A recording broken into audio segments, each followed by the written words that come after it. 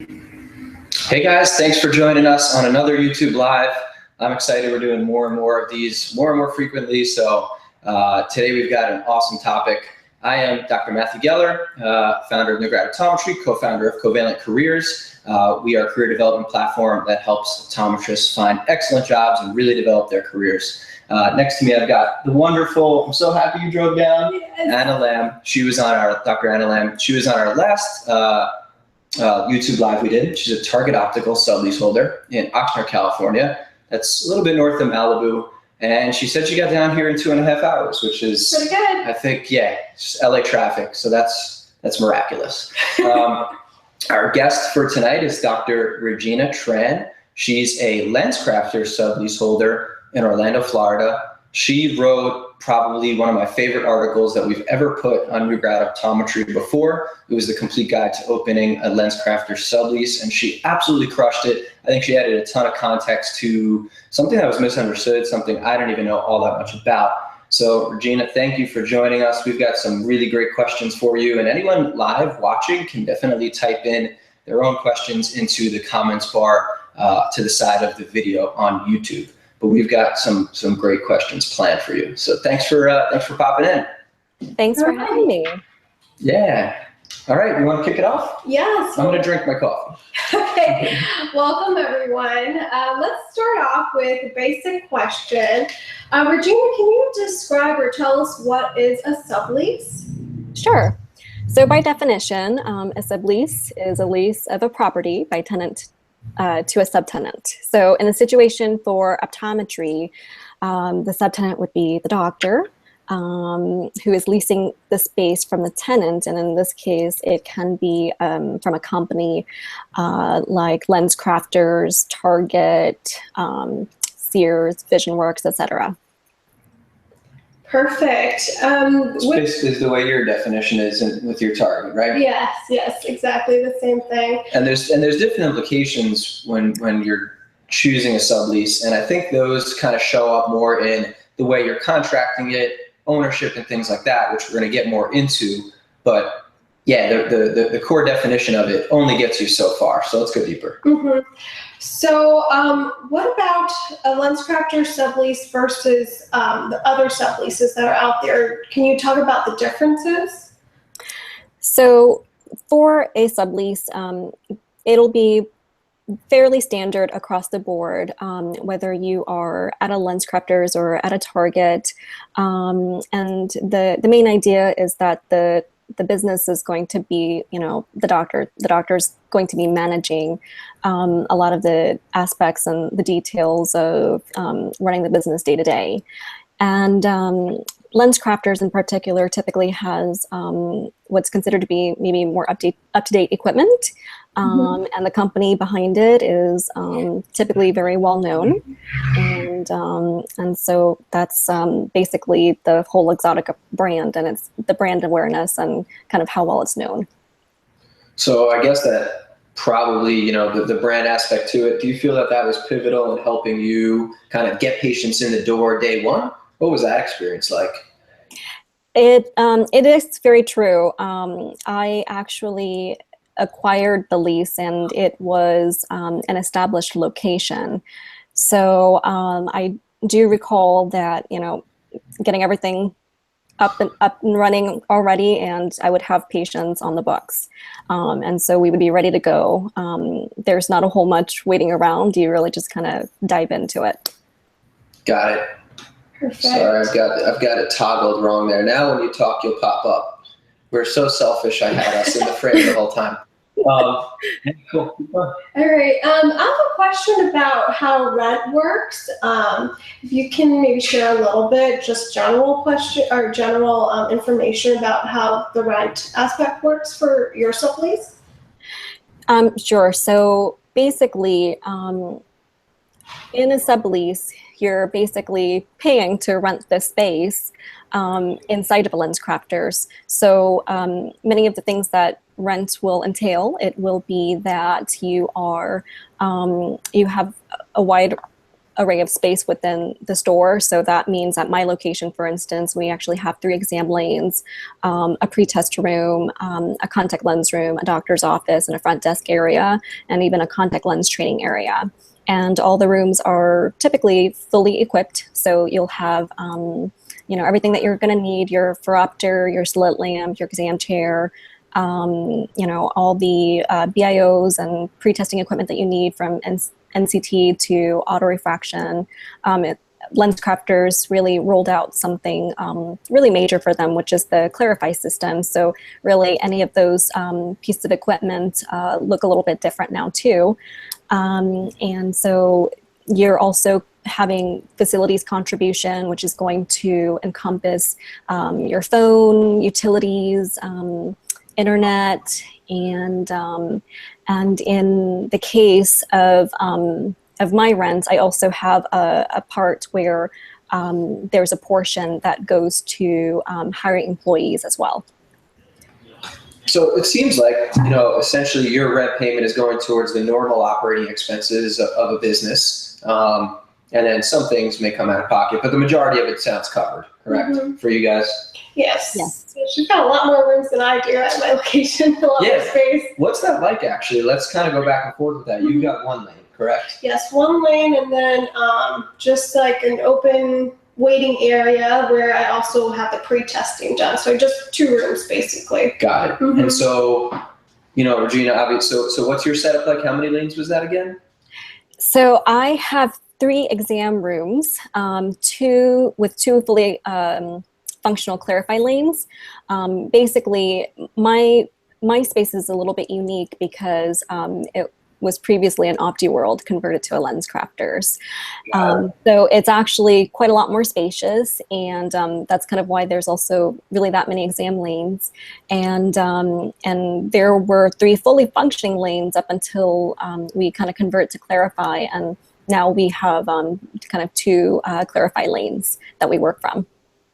So what was that experience like? Obviously, Clarify, give us some context about Clarify, because even when I go to the website and try to understand it, it's hard for me to get it, reiterate what it is, because I've never used the system. But give the folks watching out there, what is Clarify, and how does it, kind of fit into your, I guess, exam process, being that just like us, you started learning on a manual phoropter, and that was kind of the core and root of the fundamental of refraction. But now you've got something that really enhances your ability to get more accurate refractions, see patients more timely. What's that like? So I'll preface by saying that I love technology, and anywhere I can, kind of utilize the latest technology, it's really something that I get very excited about. And at the core of this, what LensCrafters had in mind was being able to give patient a better experience from all of the exam process. And it's true to say that the exam process really hasn't changed too much over the years, and so they also wanted to be able to kind of take out so much of the worry from the patients in feeling like they're being examined, and they really wanted to make the patients feel a little bit more comfortable and kind of ease things a little bit more in the process. So everything is digital. We have a digital phoropter, has no buttons or dials or anything like that. Everything is going to be controlled via an iPad. And that goes from the start of the pre-testing, and that goes to the exam room with the doctor. And the other idea behind it is that the tablet has a lot of other great tools where, we have a little bit more in-depth analysis about, the patient's visual system, and it has built-in, wavefront technology to be able to have a little bit improved readings from the general autorefraction. And it's also able to give us some topography sonography readings so that we can kind of see any irregularities that we normally would miss just from basic autokeratometry or autorefraction readings. We're able to be a little bit more interactive with patients, with being able to provide them with patient education, which I'm really all for, because previously I would really just have this 3D eye model and I just have to sit there and kind of point to them like, this is the part of the eye that we're, having the issue with, and this is why, and this is how that usually works out. So now, it's basically all built in, and we can really go through a range of pathology, and, patients might describe and they really don't know how to put into words, and you offhand kind of know what they're talking about. What you're probably talking about is, this is what's going on, and this is probably what you're seeing, and this is probably what you're experiencing. And they really do appreciate that a lot more, and they feel more comfortable. And, when they leave, they feel more knowledgeable, and, they can be a little bit more proactive about their overall eye health after knowing and being able to learn what's going on. It also has tools to be able to, for us to take some time to make some recommendations, lens recommendations for patients as well. I would say that part of it, can easily be lost when we're writing a prescription and patients are kind of wondering what they need to do, or, how they kind of move forward next, especially as they start to head towards presbyopia, and there are more lens choices and options, and they kind of don't know what to expect. They might have heard this and heard that, so then we can actually really pull up in the tablet and kind of show them the different choices and options, and kind of why we're recommending certain things as well. So that's basically the Clarify experience of being able to be more hands-on with the patients, and being able to give them more information, and letting them be able to leave with a lot more than what they came in with. So it sounds like, because in a sublease, your revenue potential is based on kind of the volume of patient encounters, the depth of patient encounters, and things like that. So this sounds like it helps you not only helps the patient, of course, but it allows you to more quickly get to answers, more quickly achieve the educational goal. Is that the end result, essentially? Yes, and that's pretty much what we all want to aim for as a doctor, just trying to be able to really find out what patients are needing, and really try to be able to help them out and do it the best way that we can, and so that they can kind of come out of this, feeling like they can have a better relationship with you, and know that they can kind of confide in you and really come to you with any issues that are going on with them. So when do you get Claire? I know, I was just going to say that. I'm so jealous. That sounds so amazing. And I have a 3D model, same thing. And yep, I got my model. yeah, with the different lenses. It's over there somewhere. I'm so jealous. Yeah, go ahead. Let's see. So why did you specifically choose LensCrafters versus the other subleases? I would say that with LensCrafters, kind of like what I mentioned before, it's well known, well recognized for its craft and innovation, and I do enjoy that it has a modern appeal, and I feel that as a new graduate and really having this interest in technology, that it was a really good match.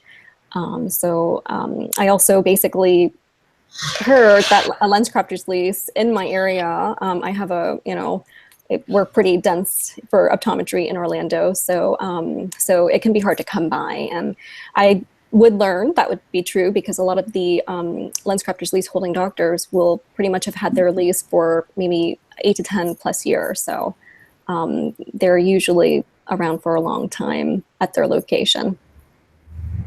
Now, is your experience, I guess, overall, taking a step back, when you talk with other sublease holders, either those who started brand new or bought into a sublease, do all the experiences tend to be very similar, or do you see like big shifts, big swings in the way that, I guess, docs get started, in the way that they practice, or do you have a lot of commonalities? It sounds like there's a little bit both. You would be right on that. I think like anything else, there's going to be a little bit of both going on, in such a way that, the commonality is that there are several things that are rolled out at all locations that, you know, we're basically learning about, and, you know, that we're trying to make work in our offices. Because all offices are independent, you're going to find that each LensCrafters is going to be run incredibly differently sometimes, depending on who the managing doctor would be.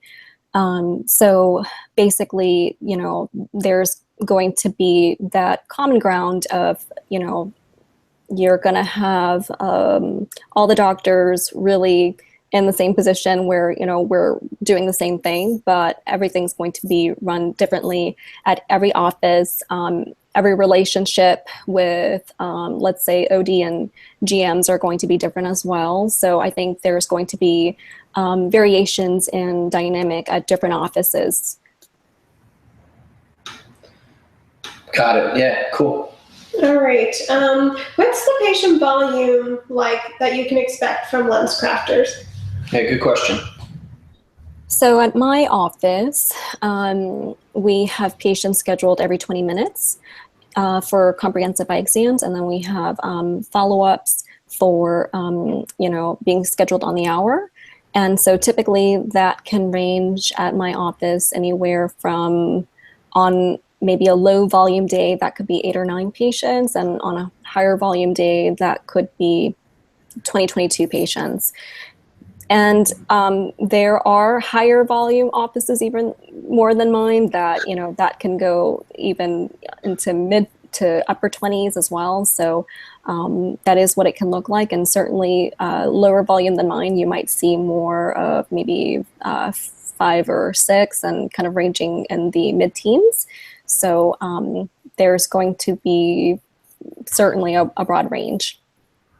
Yeah, you know, I don't know how to, I guess, say this well without making people upset and without, you know, making too much of a generalization. But I talk to tons of new graduates, and I think it's unfair that corporate gets blocked or pushed into this way of saying that you're a patient mill. It's just simply not true. I know a friend, I'm not going to say his name or the name of the practice, but he's in private practice, and Regina, he's doing almost double those numbers. He'll do 30, 32, 33 exams in a day and follow-ups.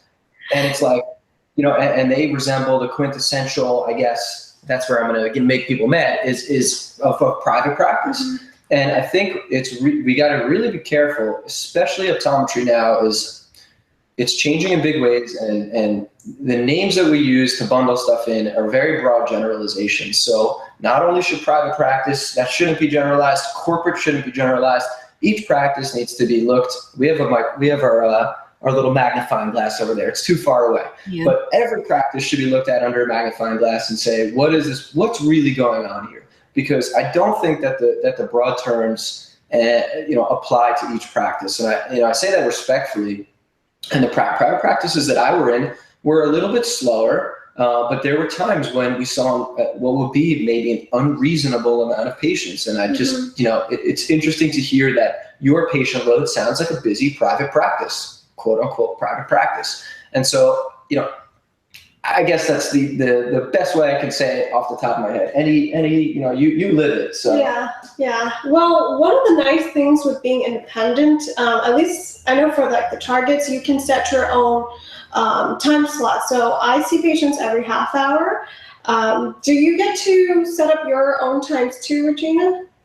Yes. Yeah. So I kept mine at 20. That was basically where the doctor before me also had hers at every 20 minutes. I certainly had the option to do every 15 minutes if I had wanted to. I decided that I came from being an associate doctor at an office that was scheduling every 15 minutes, and it to me did feel a little bit more rushed than what I would have been comfortable with or what I would like to be able to spend with the patients. So I felt like that 5-minute difference is really quite a lot when we're talking about, we're trying to do certain, analysis and patient education and everything else like that, that we're trying to accomplish with an exam. So it was definitely more comfortable pace for me. And even on a full schedule, we do have that option to now on Saturdays, I have a full book, so I can have a doctor be there, and I've opened up basically slots under my name so that I can basically decide to see patients for midday or maybe morning shift or afternoon shift. And, sometimes we really just try to accommodate that according to, the seasonality that we see in optometry, without feeling as though, we're being too overwhelmed or really having our part-time doctor feel far too overwhelmed. So I think it's been really nice to have that kind of a flexibility. Regina, I know a lot of docs out there, people who may not understand the modern sublease, what you're in now. How much of your schedule is kind of,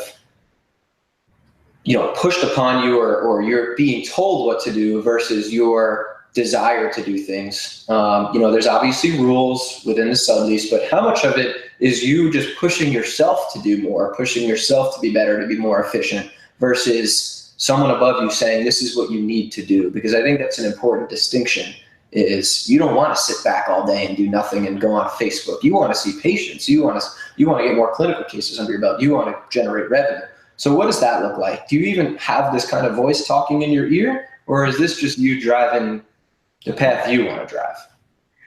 It's mostly me being able to kind of seeing what the conditions are like at my office, and being able to have this capability to incorporate or add availability as needed.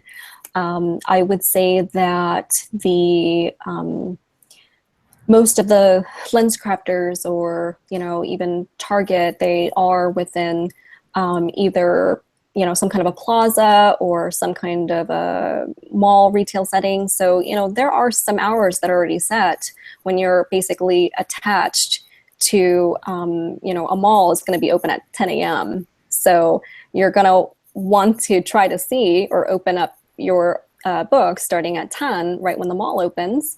And then you're also going to, try to close accordingly. And so my office is basically, we're a small strip plaza. I'm like next door to an AT&T, and I've got like a doctor's or a dentist office a little further down. So it's a very small strip plaza, and it's ours are a little bit different. So any strip plazas, usually we start at 9. So at my office, we start seeing patients at 9, and we are usually done by 6. So to me, I feel like that's pretty reasonable, and we get our hour lunch in between. I don't think that it's anything that's basically forced upon me or unreasonable, because if I had a different option, I'm really not too much of a morning person, I'm probably not going to come into office at 7 or 8 a.m. in reality. Sure. I agree. The only thing that gets me out of bed is coffee. The only thing that keeps me late at the office is coffee. Yeah, I'm really not awake until I have my coffee either. So I agree on that. Yeah, take it away. All right, let's go back a bit and talk about how do we even get a LensCrafter sublease. So how did you get in touch with someone to talk a little bit more about it and find out more info? There are definitely a lot more resources and, a lot more information available nowadays than there was even back when I graduated in 2012. So I do recall that upon graduation, part of job search, I went ahead and put an interest form to Luxottica just to be notified of anything happening. And I think when I was an associate doctor, I did happen to receive an email that there's a lease available in the Orlando area. And so there's an OD recruiter that's typically on the front line of being in charge of some of these things. And that was actually my first point of contact. I think it should also be known, though, that many of the LensCrafters leases, sometimes they might try to, the regional general manager might try to make that available to existing doctors who have successful practices first, who might have an interest on maybe taking on an additional lease. But certainly No Takers makes it available out to the open. And so I was fortunate to be able to find the opening and being able to, discuss further with the OD recruiter. And then, she had me connect to the regional general manager. And that's kind of how it went from there for me. Did you have like an interview with the regional? How did that go?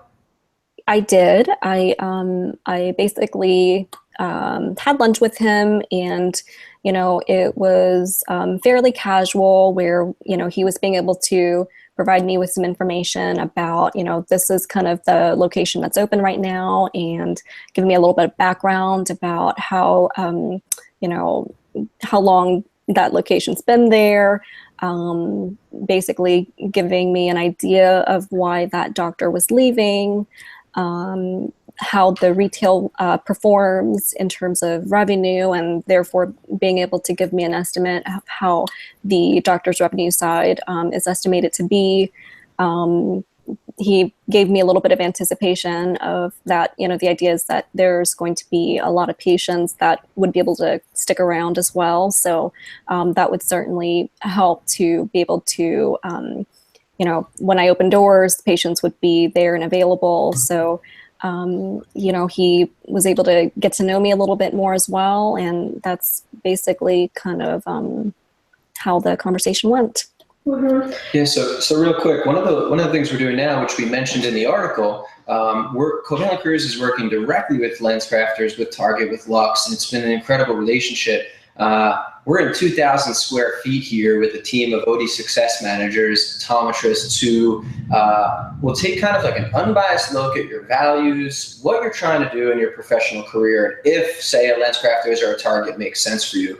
And then we have a direct tie-in directly to Lux, directly to whether it's the folks you're mentioning or someone on their team that you can speak with, that will quickly get you into the position that makes the most sense for you. So if you know someone in your area, sure, reach out to them. But if anyone's curious to get started, CovalentCareers is probably the easiest way to do so. CovalentCareers.com/LensCrafters or CovalentCareers.com/Target-Optical. You'll see more jobs that are open, subleases that are open, and the ability to just chat with us or pick up the phone and call us. We're trying to lower the barriers to entry to, first and foremost, let folks know, let ODs know, new graduates know, the information, whether or not a particular location would be a good fit for them. And then from there, pass them off to the right person at Lux, so you're not wasting time and that type of thing. But interesting to hear, Regina, kind of how you got started. Yeah. Regina, just for like those new grads who may be in a position to acquire an established location, like how easy or maybe how difficult was it for the transitioning from the previous doc to the new doc? Like, did you have to buy the charts, or was it pretty seamless? Did they have to stay on a bit to help you out? So in my case, the process was really quick, and I would consider it to be very smooth. I was basically able to meet with the existing doctor. We made arrangements with her, with me being able to purchase a certain amount of charts from her, and so she left those charts there. Took everything else of hers, whatever we could arrange that we would keep there, we would be able to arrange amongst us. I know she also maybe had her own Optomap, and really with something like that, I felt as though I wasn't quite as comfortable in keeping that at the time. So I had my different idea for a retinal camera, so I basically have that separately. But overall, there was maybe a day in transition, and I was basically able to try to set up as much as I could for the few days after that, and basically crash course training for the techs, which I know couldn't have been really easy for them, but they managed great. I tried to really have as easy of a process as I can for them to transition over.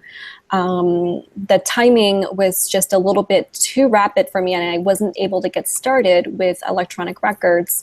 But in a way, I think being very new to this at the time, having paper charts was perfectly fine. And, and it was basically a way to get efficient with things without having too many complexities in the picture just yet. And so I think the idea is you could get as complex as you would like, or you could keep it as simple as you'd like and really just kind of grow with it. And that's pretty much what I liked about it. What was your experience like?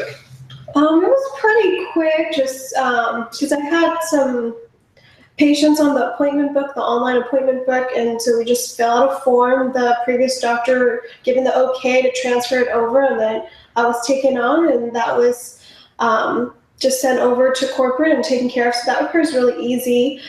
For the charts, it was, she just left it over to me, and yeah, it's pretty seamless, I would say. Yeah, and it sounds like corporate can help you out in a way if it gets tough. Yeah. Yeah. Yeah, that was one of the interesting things, I guess, when I was transitioning in private practice. You just hear the crickets chirping sometimes. There's not that many folks to help you. And once again, that's case dependent. But, I guess regardless whether it's an easy transition or difficult transition for anything you're in, it's a learning experience. So hopefully you can see it that way. Yeah, and then I just wanted to add that since you are an independent doctor, you will work with the incoming doctor. So Lux does not oversee it. So you just work amongst yourself, whatever arrangements and what you agree on is just between the doctors. So got it. Alrighty, let's see here. At what point were you able to visit the location that you were interested in? After I met with the regional general manager, I was able to make time to go ahead and visit the office, meet with the store general manager that's there, be able to meet the doctor and, get more information from her at that point. So it was pretty much right away. And it's definitely good to be able to see, like with anything else, you want to kind of see how a business is run and kind of how the state of things are. And, that way you can basically just learn anything and observe while you're there of how things had been prior. And so it was something that was really easy to be able to do. Okay. Was it difficult or competitive for you to acquire the sublease? When I did ask the regional general manager, I think he had maybe one other candidate in mind for the position. I think I might have later found that there was another more established doctor that was also in the picture, but I don't know. I think it was just more down to kind of us two. So you're really just kind of giving it all you got, and just like anything else, it's a position where they want to be able to go through a lot of different candidates, but they'll want the right person for that location. Yeah, and I think it's location dependent. I was talking with one doc who's in, I think she's in the Manhattan area, and obviously competitive, but it's just like there's not one opening up. She's on like the waiting list, so to say. And I think, the Target, right? Wasn't that similar? I was talking with the doc, Dr. Kelly Keene, out here in San Diego, and she said it was getting pretty competitive to get their hands on some of the opening targets. So it's good to know that it's, supply and demand. Yes. Yeah. I've heard from another friend that, they were kind of writing out business plans just to be able to have a little competition with each other, really, for a certain store opening. So it was That's what I like to hear. Shark Tank status. Is there any tips you can give on how to make yourself stand out for when you go to the interview? Yeah, it's a good one.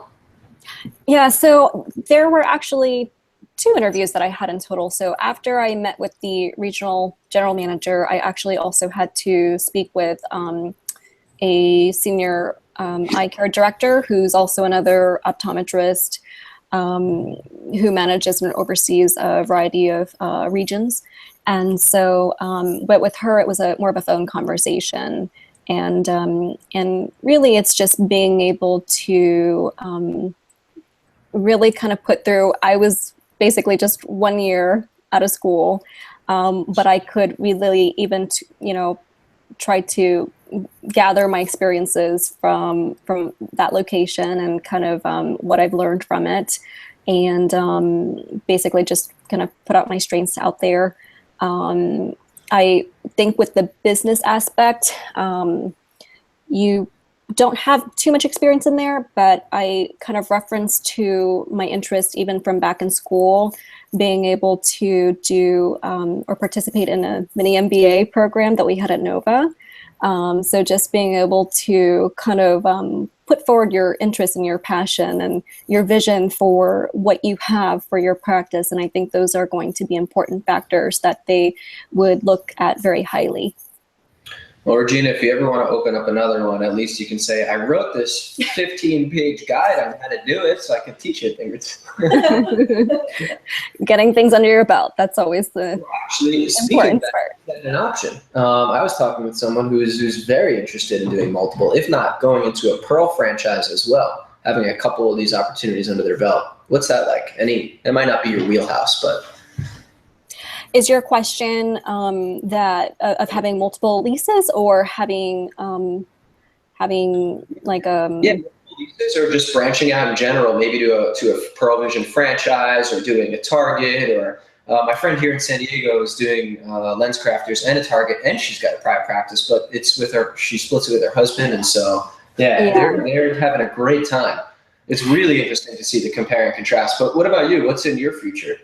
Yeah, there are definitely a lot of different setups the way that you're saying, having multiple leases with maybe different companies, or having even having a lease and then having a private practice. I've really seen that happen as well. And I would really be open to kind of any of that kind of opportunity.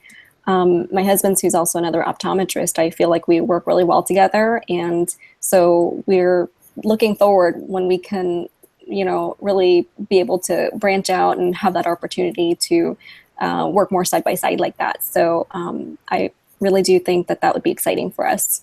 Yeah, that is for sure. All right. Time is flying. I know. Let's see. So what are some of the things you need to do before you open your practice?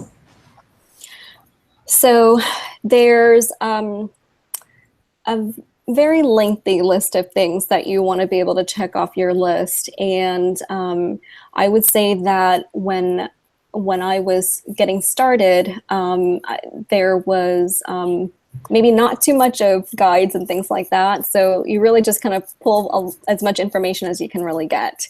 But the basic idea, say again, I know, but the basic idea is, this is a business, so you're going to want to try to kind of figure out a way, whether you're going to incorporate or, kind of how you go about that. So it's certainly recommended to be able to have legal guidance, and especially any contracts that you're looking at, no matter what modality, whether it's employment, whether it's a sublease, whether, you're out in private practice and you're looking at different locations and, you're kind of looking into real estate, any contracts you are going to probably want to have guidance from a lawyer, a professional.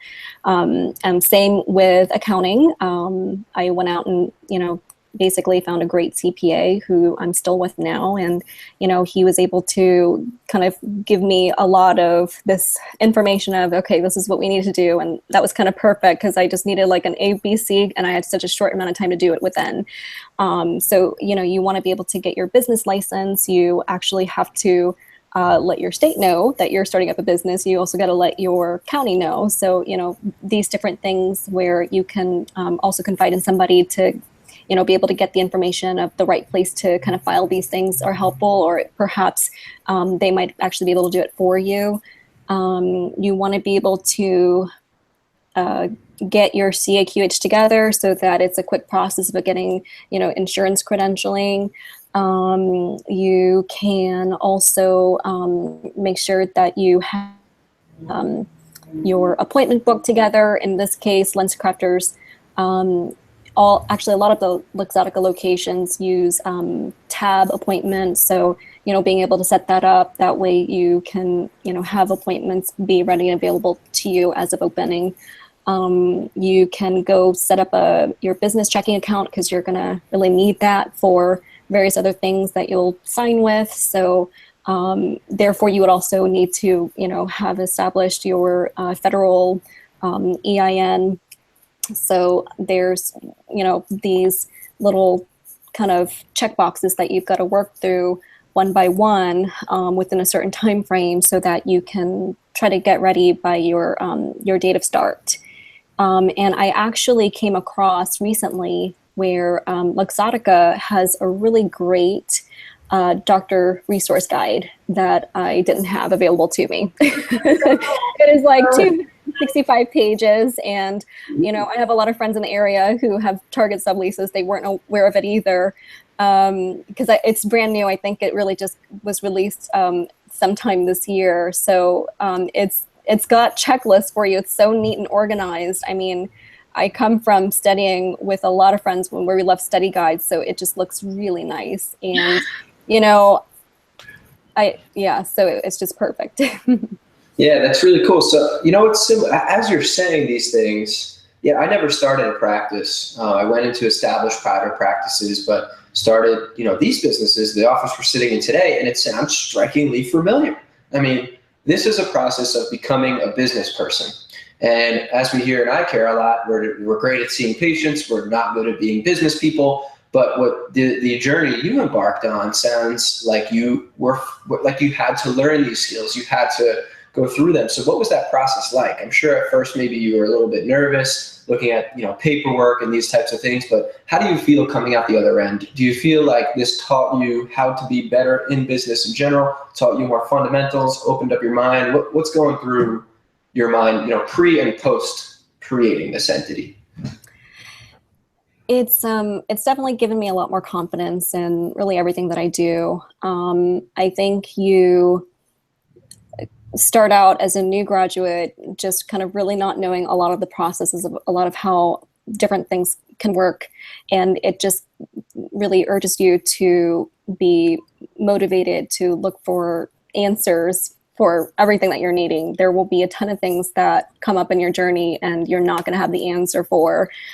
So it's also going to propel you to also be good at networking. I think I'm really fortunate to have a couple of great mentors. So I'm able to kind of get in touch with them, and they've always really instilled in me how important networking is. And because sometimes you really just have questions, and now we have forums and we have different websites that can we can put up a question and get an answer pretty instantaneously. But sometimes before that wasn't the case, so you really had to get connected with somebody just to be able to learn certain things and how certain things should be done and whether this or that made sense. And so it's really good to be connected, and I think it's all being helpful to be part of communities as well, because that's kind of the basic idea. You're learning from each other, and you're really after the same goals, and you're really just trying to put yourself in alignment with where you want to be and how others are, so that you can really share these things and learn.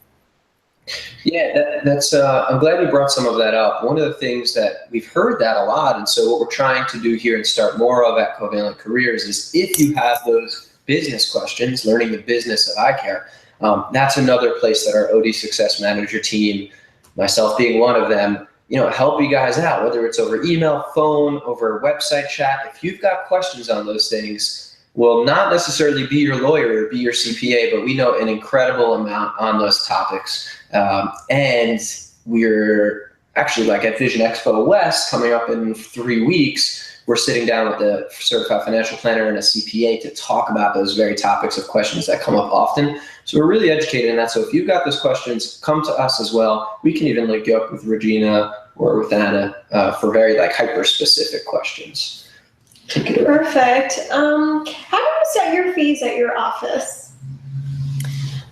So for me, I basically sat down with a spreadsheet and put line by line different, codes that we would be utilizing at the office, and really being able to kind of set our own price that way.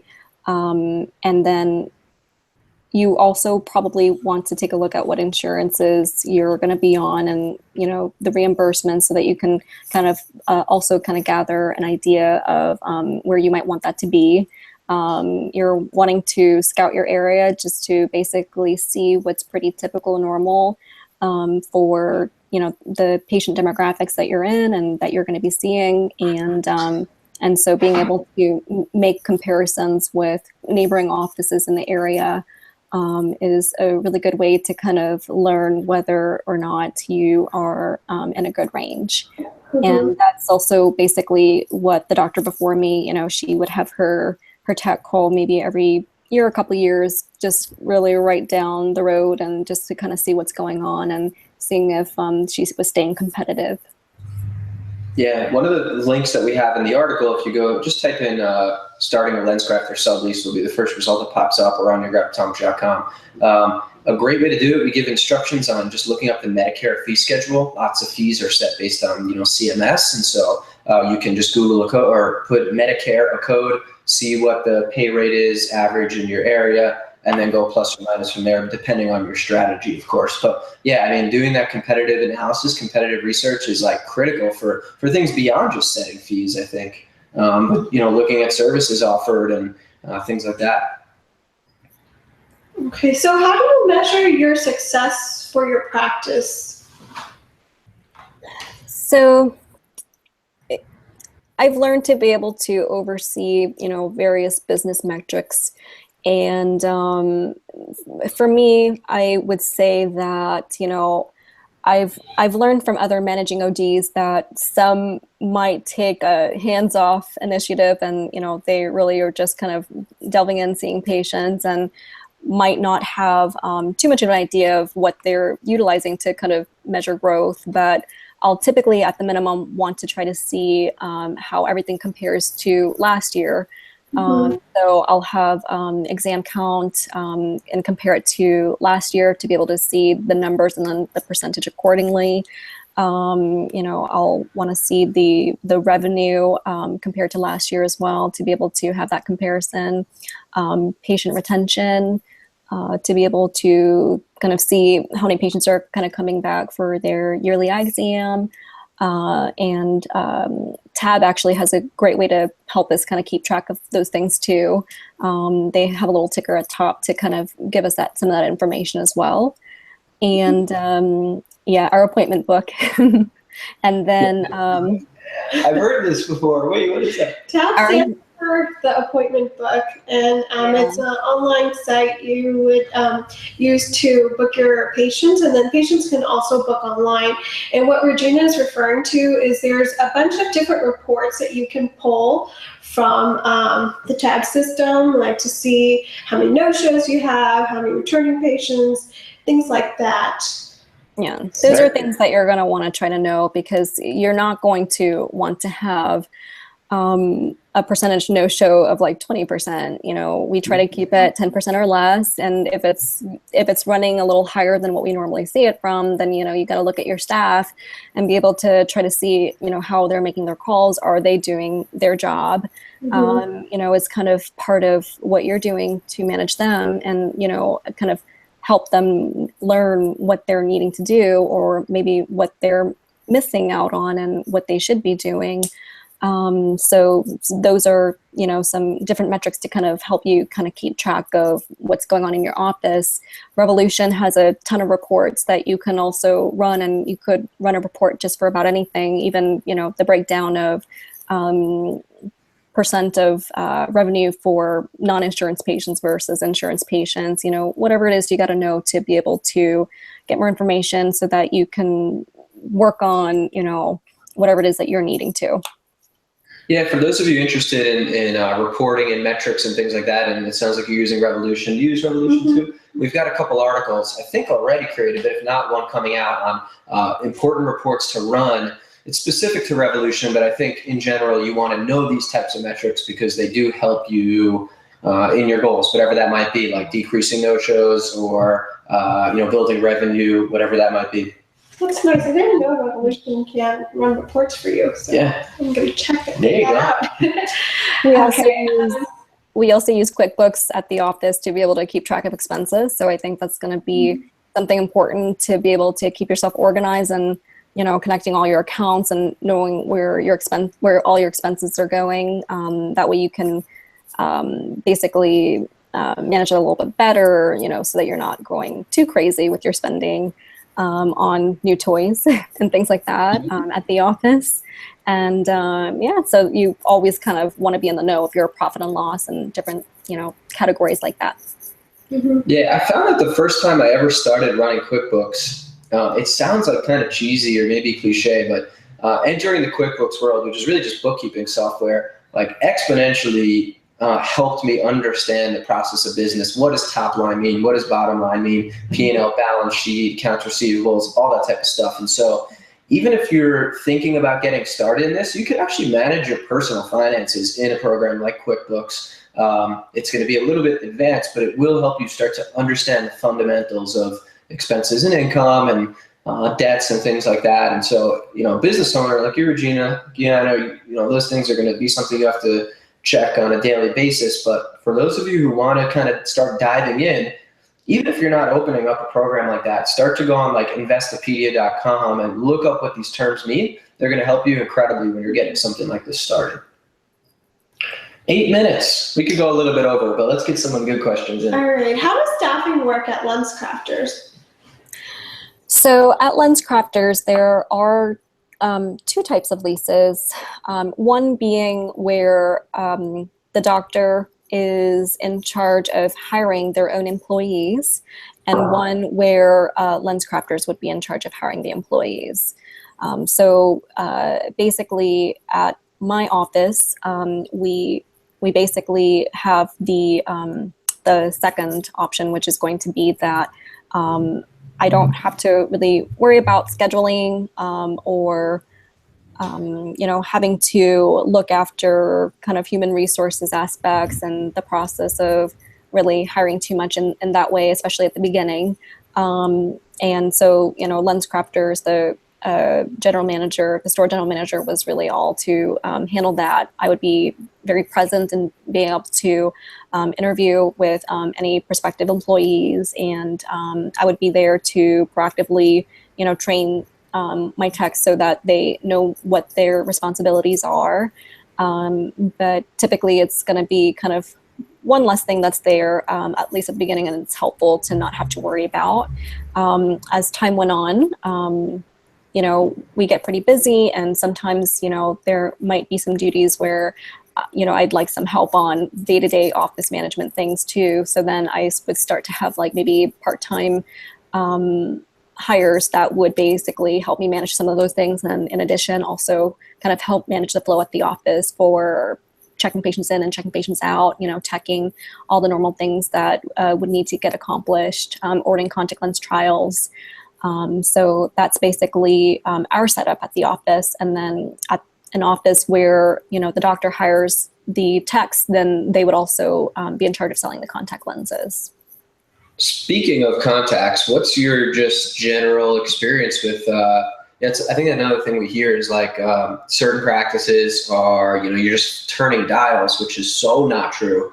What kind of cool stuff do you see? What do you specialize in? We can't really say that word, but what do you like to focus on? What kind of area of clinical care? Have you seen cool cases? Do you get to solve difficult clinical cases, difficult problems? I get a lot of pathology in my office. It's, you know, and especially when you see more and more volume, you're bound to see different things. And I basically at my office, we're primary eye care, you know, and we'll still see office visits for emergency visits and things like that.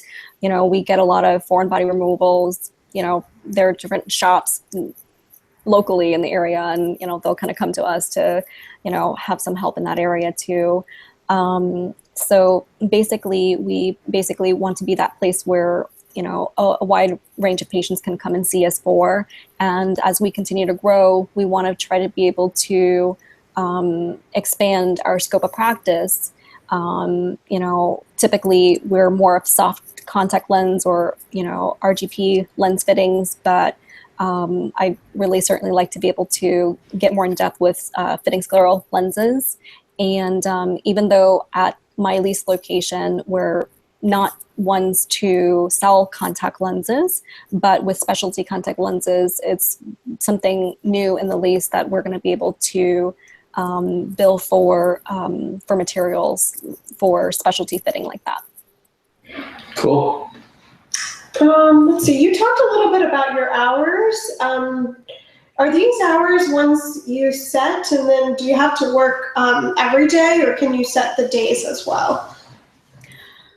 So we try to keep it consistent because we basically want to say that we're 9 to 6, Monday through Friday, perhaps 9 to 5 on Saturday, and noon to 4 on Sundays.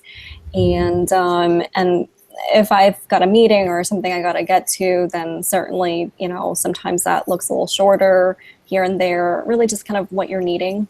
But at the same time, just kind of knowing that, you're running a business and you kind of want to stick to a certain regimen just to really prevent, confusion amongst, your staff and of where you need to be and different things like that. So I keep it straightforward and simple, just kind of needing to make arrangements that are going to be a little different from those hours when I need to. If I've got something going on and I just know we can't handle the load, I'll certainly kind of hold certain slots in between. If we're trying something new, I'll certainly with rolling out Clarify, a new digital system, nobody's really comfortable or having had experience working with it yet. We want to ease the flow without, seemingly overwhelming, all the staff, and we still want to, let the patients be able to have a good experience and have enough time to, do everything that we've got to do for them. So you really just kind of set up how you need to do it. How do you feel? I'm trying to stuff as many questions in as possible. I think it's interesting from my earliest experience of what a LensCrafters was, even just passing it as, before I even knew of optometry to now, it's undoubtedly evolved, just like a lot of things. And in your time doing this, how do you feel like the brand overall is progressing from a patient standpoint and their experience, but also from your experience with Lux Corporate? I mean, are you confident in the future? Do you see this going in a positive direction? Do you see, I guess, the landscape changing a bit from maybe the old way that people thought LensCrafters was to a much more, this is your business and you get to do what you want and deliver the best care? What's that like? It does look promising, because I'll say that even from when I started years ago, year to year, I'm seeing them change their focus to, what tools do the doctors need to remain successful? What needs to be there for the doctor to remain relevant? What do we need to do to educate patients in terms of the importance of their eye exams? They're usually heading in that direction. I think those are all positive things that we can appreciate. It's really not where they're, too focused, on kind of that retail end, and they're neglecting on what we have to do for, as doctors, and really needing to be able to provide the level of care that we would want to for our patients. And, I think they're trying to set themselves apart of being able to provide patients with a good experience. And, they're really doing the best being able to provide different tools and new innovation to be able to live up to those different levels and set the goals and benchmarks in that way to make the doctors also comfortable with where they're at. Yeah, well said. Yeah, that's really true. Mm-hmm. You're making this type of decision, and it's undoubtedly a long-term one. And something that's important to us when you get out of school, or whether you're more experienced doc, it's important to know that the longevity is there. And me working closely, obviously, with Lux and with helping them with,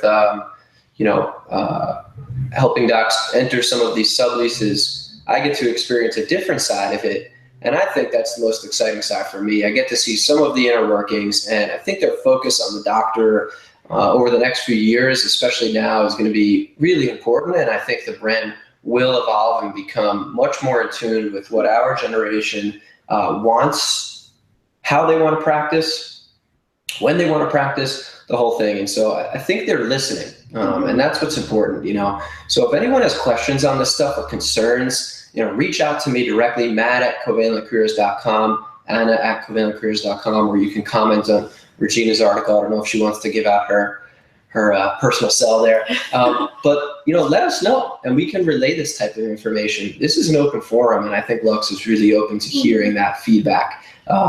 So yeah, anything you want to close it out with? Maybe a couple?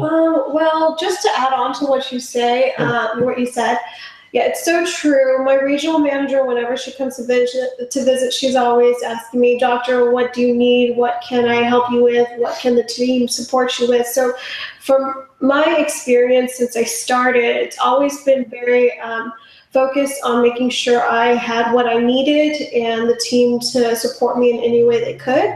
So it's been a really good experience, not like from like the myths that I heard or the negative connotations with working corporate where you don't really have a say and they just tell you what to do, and that's not what you went to school for. Yeah. So it's been a really positive experience. Yeah, It's really important. Sure. Regina, any, you know, tips for new graduates? I guess last closing thoughts on this. I feel like we can go on for another hour, but what are your kind of final comments, final tips? And then, you know, people could catch you in the comments on your article, or I'm sure they can reach out to you directly.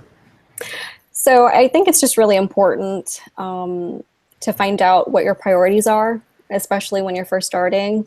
You know, I think we all come from very different backgrounds, different circumstances, and, you know, there are goals that we want to be able to achieve. And, you know, it's important to be able to kind of put out there in general that, you know, there's a certain goal that you do want for yourself and you want to be able to achieve it. It might not be today, but it'll be someday.